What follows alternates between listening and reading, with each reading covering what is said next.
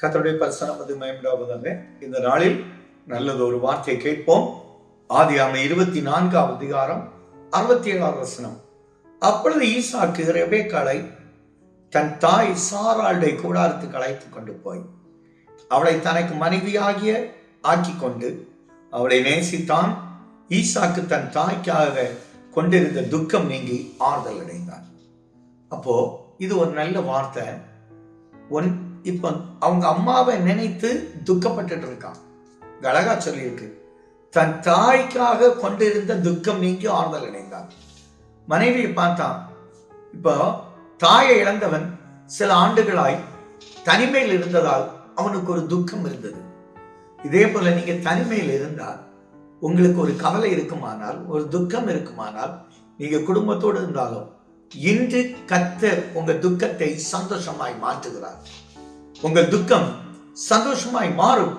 ஏசாயால சொன்னது போல, யோவான்ல சொன்னது போல, கர்த்தர் உங்க துக்கத்தை அவர் சந்தோஷமாய் மாற்ற கர்த்தர் சித்தமாய் இருக்கிறார்.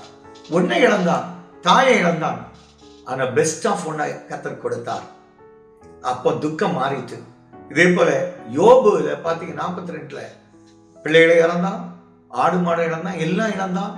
ஆனா ஆண்டவர் திருப்பி கொடுக்கும் போது அவன் இழந்த பிள்ளைகளை விட அழகுள்ள பிள்ளைகளா கர்த்தர் கொடுத்தீங்க. 500க்கு 1000 கொடுத்தீங்க, 7000க்கு 14,000 கொடுத்தீங்க.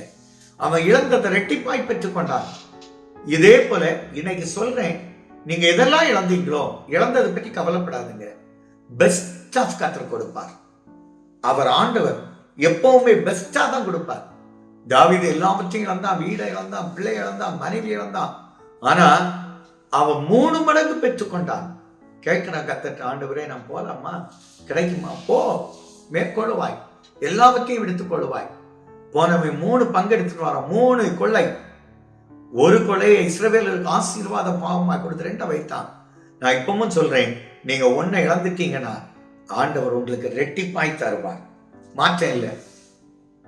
சந்தோஷமா இருங்க, எதையும் இழக்க மாட்டீங்க.